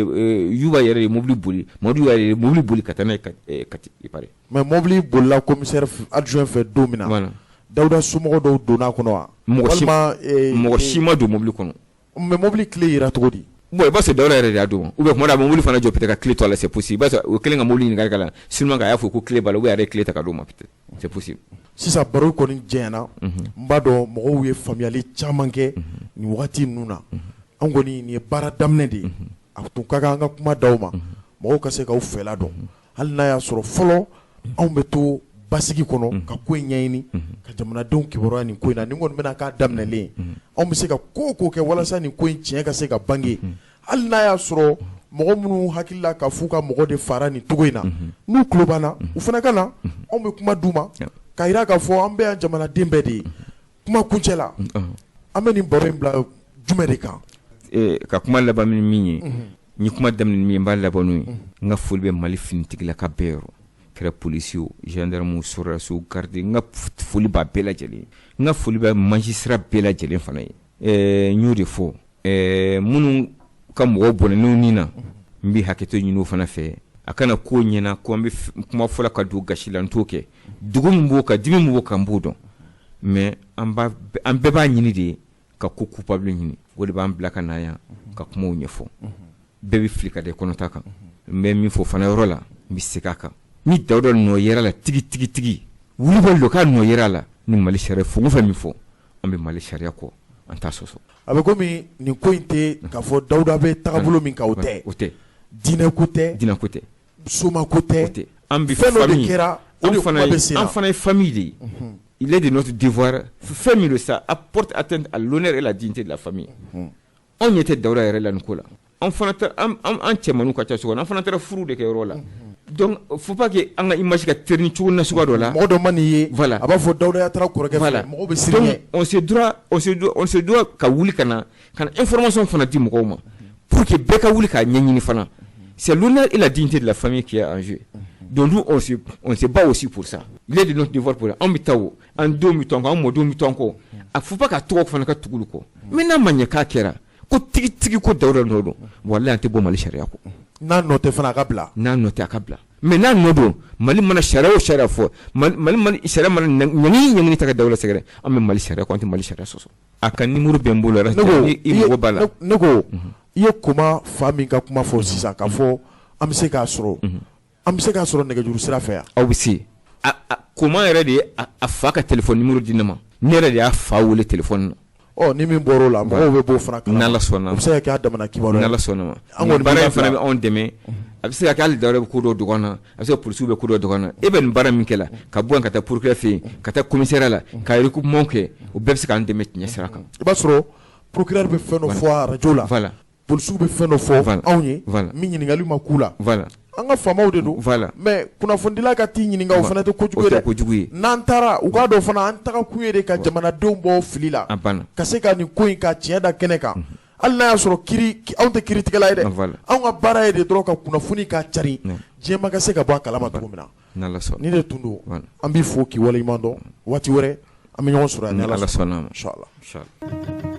an balimaw Côte d'Ivoire sɔrɔdasi minnu tun bɛ bolola anw fɛ Mali kɔnɔ yan an k'a fɔ minnu yɛrɛw bɛ bolola ninnu bilali kuma min fɔra duniya yɛrɛmahɔrɔnya jamanaw fɛ ni an ka jamanakuntigi colonel Asimi Goïta yɛrɛ jɛna n'a ye nka ninnu tɛna bila bɛɛ n'u ma taa jo sariya tigilamaw ka kɛnɛ kan ka d'a kan a bɛ fɔ min ma ko l'indépendance de la justice o b'a to hali ni ninnu bɛ bila u bɛ taa kiiri lamɛn wa kiiritigɛlaw yɛrɛw bɛɛ ɲɛɲinini k'a la yala ninnu ni nɔminɛli tun ka kan wa walima u ni nɔminɛli tun man kan ko sɔrdasi ma 46 minnu bɛ bolola anw fɛ Mali kɔnɔ ninnu tun bɛ Bamako camancɛ kiribon b'a la tarata tɛmɛnen jo sariya tigilamaw ɲɛkɔrɔ a baaraw kɔni bɛna fori bi alamisa donya la nka an baaraɲɔgɔn kunnafoni dila min bɛ kunnafoni fasiri Renouveau Télévision kan n'an ko a ma ko Umaru Baru Sidibe ale ye ɲɛfɔli kɛ anw ye dokibaru kɛnɛ kan nka a ye ɲɛfɔli min kɛ a bɛ nɛgɛjuru sira de fɛ an t'an kulomajɔ k'a lamɛn wa an ka Umaru Baru Sidibe lamɛn a bɛna bilasirali jɔnjɔn kɛ ka ɲɛsin nin ko in yɛrɛ bɛ lahala min na an k'a lamɛn. O bɛɛ lajɛlen ni sɔgɔma an b'aw yɛrɛ fo bi n b'a fɛ k'an da maga min na o ye k'a fɔ gɛlɛya min bɛ kɔdiwarikaw ani Mali jamana ni ɲɔgɔn cɛ a ka ja nin gouvernement fila ni ɲɔgɔn cɛ ka kɛ ni kɔdiwarikaw ka sɔrɔdasi 46 min donnen no bɛrɛ la an fɛ yan ni jalaki taara ka ɲɛsin u ma juillet kalo tile 10 tɛmɛnen ni yɛrɛ bɛ ko kalo 4 fo ka ko kalo 5 yɛrɛ ye sa olu kɔni jalakilen kun don Mali ɲɛmaw fɛ ko mercenariat n'o ye ka marifa ta ka don mɔgɔ ka jamana kɔnɔ ka sɔrɔ u ka yamaruya tɛ donc u kun jalakilen no o la ka bɔ o juillet kalo la fo bi la bagabagaliw kɛra ɲɔgɔn jalakiw kɛra ɲɔgɔn dalaminɛw kɛra togokaw yɛrɛ ka jamana ɲɛmaa ye a kanu k'i sen don walasa ni jamana in fila ka se ka bɛnkan sɔrɔ ka kɛ ni nin dossier ye hakili la médiation caman kɛra dɔw kɛra Togo dɔw kɛra Mali la a cayara kosɛbɛ semaine tɛmɛnen an bɛɛ lajɛlen y'a ye k'a fɔ Côte d'Ivoire délégation dɔ kun nana Mali la donc u ka délégation in fanga kun ka bon kosɛbɛ u ni Mali ɲɛmaaw de sigira directement ka kuma nin ko in lahala yɛrɛ kan o sigi wolola mun na bɛnkan sɛbɛn ɲɛbila dɔ taara n'o ye memorandum ye min ye hakilina minnu bɛ ɲɔgɔn na n'a y'a sɔrɔ hakilinaw ye ɲɔgɔn sɔrɔ hali n'a y'a sɔrɔ accord ma signé bɛɛ lajɛlen ye kumakan di o memorandum kɔnɔ hali n'a y'a sɔrɔ kɔnɔko bɛ kun dɔ la nka tile damadamaniw kɔfɛ an y'a ye k'a fɔ kunnafoni kɔni bɔra ka bin kunun o de ye k'a fɔ ko ni sɔrɔdasi ninnu kuna ko tiɲɛ ye mun ye k'u na taa kiiri ɲɛkɔrɔ donc o b'a yira k'a fɔ ko hakilina maaw kun ye pisigi minnu kɛ ko Côte d'Ivoire médiation directe min kɛra Mali ni Côte d'Ivoire ni ɲɔgɔn cɛ ko na wolo ninnu bilali la a bɛ i n'a fɔ lamusa an b'o sira de kan kiiri in bolodali hukumu kɔnɔ an b'an sigi ni min ye o ye k'a fɔ kiiri min don bɛnkan kiiri don tubabuw b'a fɔ u ka tubabukan na ko un mauvais arrangement ko o ka fisa ni un bon procès ye c'est-à-dire bɛnkan min ni a ma ɲɛ yɛrɛ kosɛbɛ a ka bɛn a la ka kɛlɛ éviter ko ka fisa aw ka taa kiiri ɲuman kɛ ka dɔ jo ka dɔ jalaki a bɛ i n'a fɔ ni baara min bɛna kɛ o de ye k'a fɔ bɛnkan kiiri don o ye k'a fɔ Mali ye dossier in ta k'a di justice ma ni bɛnkan kun kɛra jamana ɲɛmɔgɔw ni ɲɔgɔn cɛ u ka ninnu bila ten a bɛ i n'a fɔ Mali jamana tɔgɔ bɛ se ka tiɲɛ walima a ka crédibilité a bɛ fɔ ko justice tɛ Mali la hali n'i bɛ bilali kɛ i bɛ forme di a ma hakili la sinikuru in ale b'o hukumu kɔnɔ donc komi affaire kun bɛ justice ka bolo kan o de yirala bɛɛ la a dun fɔra ko fɛn tɛ justice sanfɛ ko maa tɛ se ka justice influencer donc walasa Mali jamana kana tɔgɔlankolon sɔrɔ a ko la justice tora a ka baara kɛ nka baara bɛ kɛ hukumu kɔnɔ o de ye k'a fɔ négociation min kɛra n'o ye memorandum ye miirina min bɛ jamana ɲɛmaaw la kiiri bɛ k'o hukumu kɔnɔ a caman na a dɔw la yɛrɛ sini justice bɛ maa ninnu ka u jalaki min binnen n'u kan k'a yira k'a fɔ k'u nɔ bɛ ko la k'u condamné n'u condamnera sariya bɛ jamanakuntigi bolo ni condamnation banna pewu ni justice ko k'i nɔ b'a la k'a jalaki b'i kan fɛn dɔ dilen n'o jamanakuntigi ma o de ye grâce présidentielle ye ale bɛ se ka yafa ɲaŋini min binnen n'o kan o bɛ yafa jamana tɔgɔ la i ma barisa kiiri bɛ tigɛ jamanadenw de tɔgɔ la jamanadenw sariya dɔ da jamanadenw olu bɛ da ka ɲɛmɔgɔ min sigi u kunna o bɛ se ka kuma u tɔgɔ la donc grâce in o bɛ o fanga dilen jamanakuntigi dɔrɔn de ma anw ka démocratie ninnu kɔnɔ min bɛ se ka yafa mɔgɔw ka jurumikɛlaw ma ka ja ye kojugu minnu kɛ ni kiiri ɲɛngɛya la donc jamanakuntigi bɛ se ka yafa i ma n'a tɔgɔ la condamnation n'a kɛra san 20 san 10 jamanakuntigi bɛ se k'a fɔ bon an yafara a ma ni ka taa so a dɔw la an kun ye jateminɛw kɛ o kɛra ka sɔrɔ kiiri a ma boloda fɔlɔ yanni kiiri ka kɛ yamaruya kun bɛ CNT fana bolo k'a fɔ ko i nɔ minɛlen don ninnu nɔ minɛlen don kun min na anw yafara jamanadenw tɔgɔ la o de ye loi d'amnistie ye o kun bɛ se ka ta a bɛ komi ko in pan'o kunna sa donc a sɔn kɛra a ma k'a fɔ ko a kiiri boloda ni kiiri boloda la condamnation soit a bɛ fɔ k'u nɔ b'a la walima u nɔ t'a la n'i nɔ t'a la yafabila k'i ma i bɛ taa so mais n'i nɔ b'a la jamanakuntigi dɔrɔn de bɛ se ka yafa o ko la an hakili la an b'o sira de kan ninnu bɛ ka taa ka grâce présidentielle hakili la mo sira de kan i b'a dɔn nin tɛ cour d'assises kɔnɔna n'a fɔra n'i y'a mɛn dɔrɔn ko assise bɛɛ lajɛlen maa minnu jalakilen don u ni avocat solomadonibagaw ka kan n'o ye avocat ye ala an yɛrɛ fɛ yan dɔnna ni maa minnu jalakilen ni se t'a ye ka avocat ta jamana yɛrɛ bɛ avocat dɔ di a ma des avocats commis d'office pour que a ka se k'i défend donc Côte d'Ivoire kirikɛlaw avocat ka na Mali a ka kɛ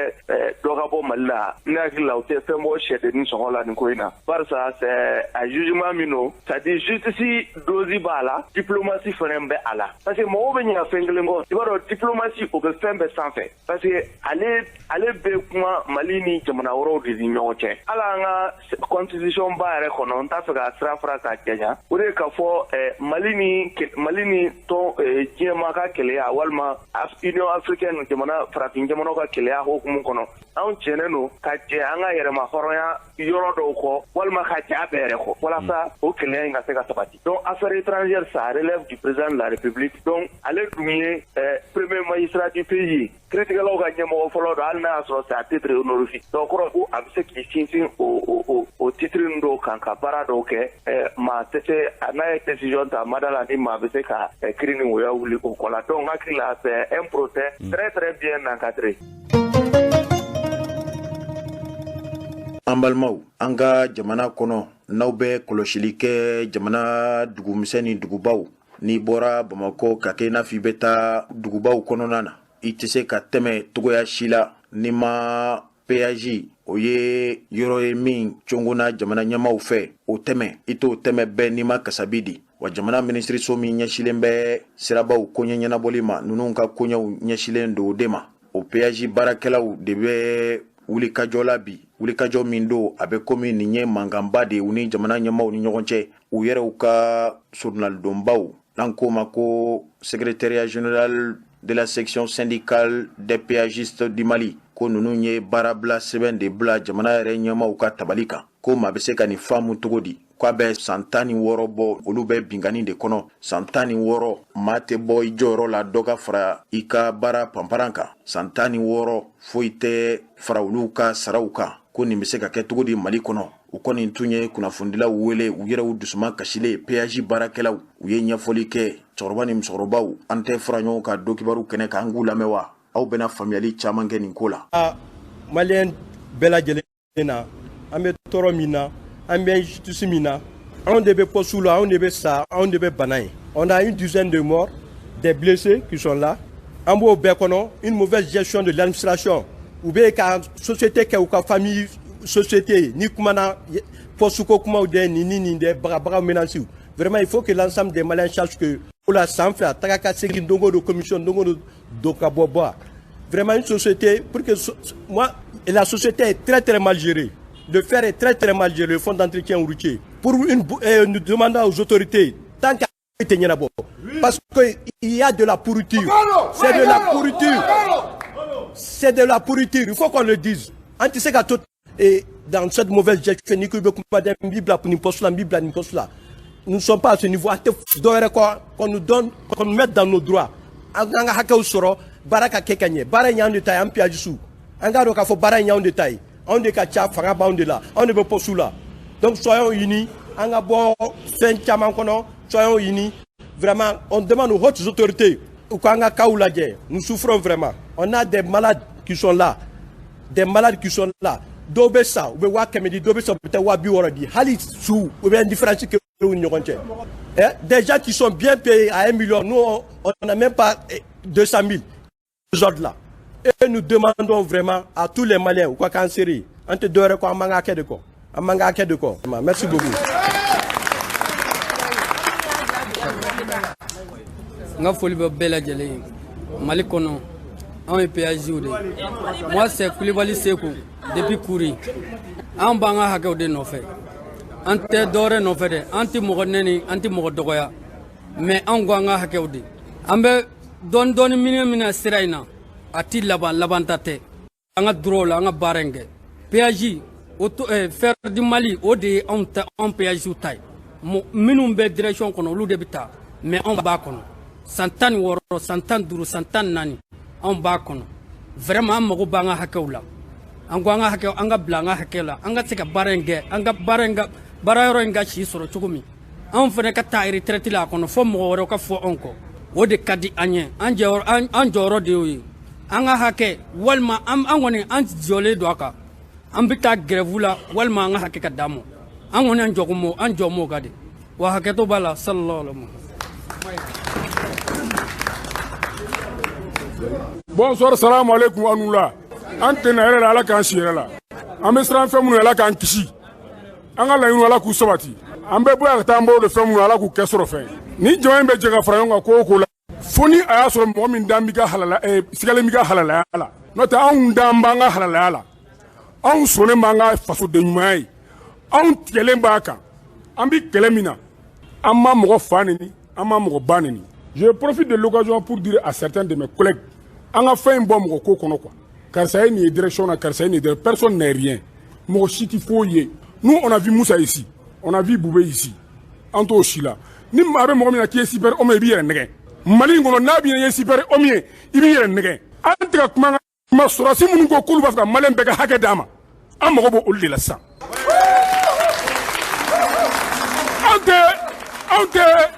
Ante autorité ou ante faire cobler. Moi, Diawara, ça me fait 15 ans aujourd'hui je travaille. Le 13 octobre 2008, le 8 octobre, ne Adam le Bla, Saou Buntenu,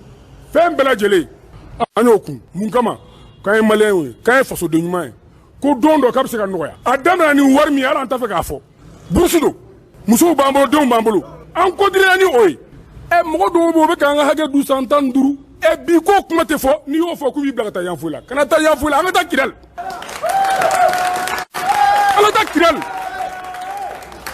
maliyɛn minnu bɛ Kidal n'u bɛ ka sa an m'o sɔn n'u ye u bɛɛ ye faso de kama an yɛrɛ fana bɛ se ka taa maa si kana siran poste ɲɛ sa ne y'o fɔ an ɲɛna a mɛnna depuis ne bɛ Kuremali i bɛ siran poste ɲɛ foyi t'a la depuis il y a longtemps ne ye nin kuma in de fɔ. Accord d'établissement est mis pour billahi il y a dit on ma 50%. Ni maman est drôme qu'elle t'a posé les nyamogode. Mais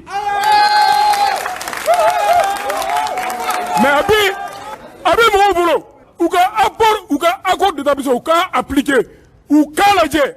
Posu ka go jona akere oluta. Posu ka go olude do. Bon mena yoro do fonte sirante tamaki. Domina baba mula bene gengata kay ayendo nfla na fla ka wari mboka di ambado ako jawla taka c'est stratégique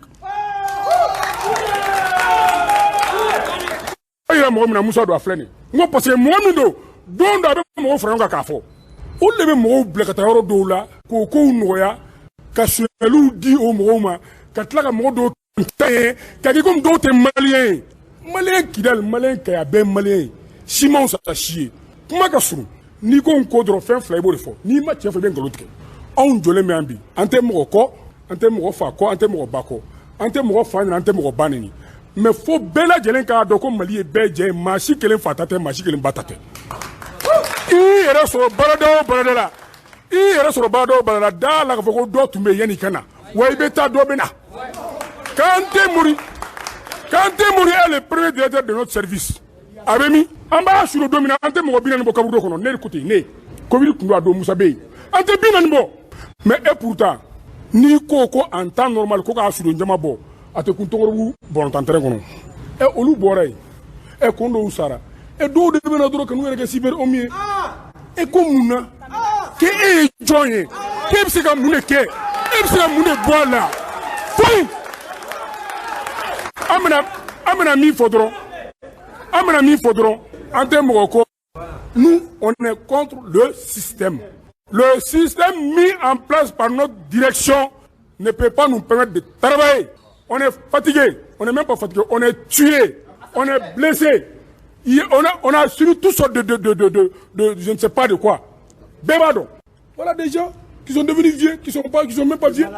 On est devenus vieux. Bébado ko siena bara mo ko. Dimsen fudunu flena bega choroba siena sabué. Bourse Douma, on se gagne barreau de planton, Sarabechani, Agen,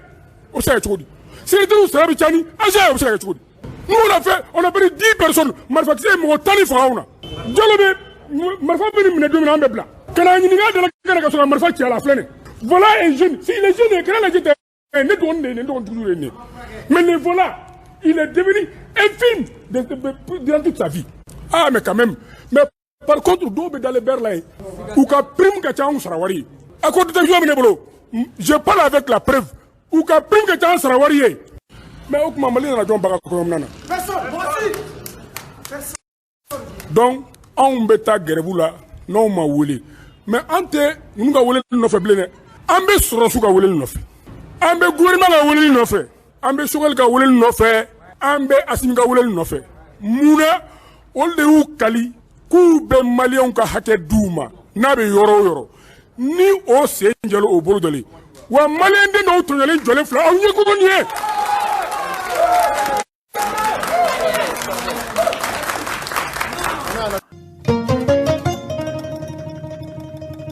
An balimaw nin de bɛ dansiri kan ka bi do kibaru la